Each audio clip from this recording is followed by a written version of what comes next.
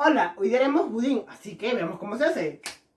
600 gramos de pan, 1 litro de leche entera, 2 tazas de azúcar, 4 huevos, una cucharadita de canela y una cucharadita de vainilla, pasas, 1 onza de pisco, 1,5 taza de azúcar para el caramelo.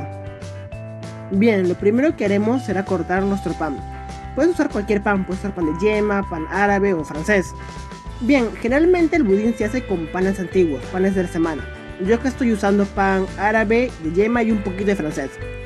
Bien, la idea es usar el pan antiguo para que no se desperdicie. Yo ahorita estoy usando mi combinado de panes que me sobró en toda la semana. Bien, ahora que tenemos nuestro pan cortado, vamos a echarle el litro de leche caliente, ya que si está caliente será absorbida por el pan mucho más rápido. Y ahora con un tenedor lo vamos a aplastar un poco y lo dejaremos reposar por 30 minutos. Bien, ahora le echaremos el pisco a las pasas. Usaremos 1 onza, lo cual equivale a 29 mililitros. Si no tienen pisco pueden usar vodka, ron, coñac o lo que quieran. Para hacer el caramelo echaremos el azúcar en la sartén y esperaremos a que empiece a disolverse. Y mientras hacemos nuestro caramelo, le voy contando cómo nació el budín. El budín aparece en Inglaterra a partir del siglo XVII, como una variación del bread pudding, aunque algunos creen que viene desde Roma, ya que se ha encontrado que en la antigua Roma hacían una especie de budín a base de pan, huevo y miel de abeja. Bien, su historia va así, ya que en ese tiempo la gente no tenía el lujo de tirar el pan, la gente tuvo que adaptarlo para una nueva comida, y así nació el budín dulce, que es a base de leche, y también hay un budín salado, que es a base de caldo, pero el que se popularizó más es el budín dulce, ya que bueno, es delicioso. Y al principio del siglo XX, este delicioso postre empezó a llegar a Latinoamérica, donde se esparció y cada país le dio un toque propio, como las pasas, el pisco. Y bueno, con su nueva característica también comenzó a tener nuevos nombres, como por ejemplo en Chile, que se le llama colegial, en Panamá, que se le llama mamallena, o en Venezuela, que se le llama torta de pan. Y también tuvo un nuevo acompañamiento, como por ejemplo Argentina, Uruguay y Panamá. El budín va acompañado siempre de su dulce de leche, o sea, su manjar blanco. Y listo, ahora que conocen la historia del budín, volvamos a la receta.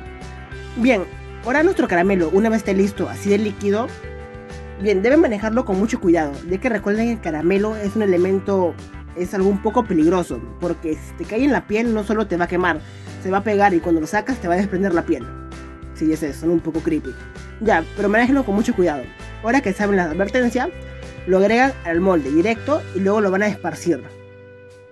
Usen un guante porque el molde también se va a calentar. Bueno, dependiendo de qué tipo de molde tengan. El mío sí se va a calentar, así que yo uso un guante para moverlo. Pueden moverlo por todo el borde o simplemente por la parte de arriba, como hago yo. Y ahora que el tiempo ha pasado y nuestro pan ha absorbido toda la leche, vamos a echar los demás ingredientes. Le echaremos el azúcar y lo moveremos bien. Después le vamos a echar el siguiente ingrediente, que es... todavía no llega... que es los huevos. Vamos a echarle los 4 huevos y también lo mezclaremos muy bien.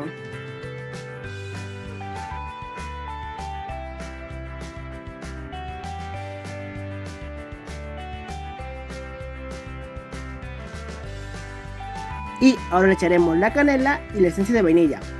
Y luego le echaremos las pasas junto con el pisco y lo mezclaremos muy bien. Como ven, hasta ahora el budín es un postre bastante sencillo y con muy pocos ingredientes, por eso es bastante fácil, pero sigue siendo muy delicioso.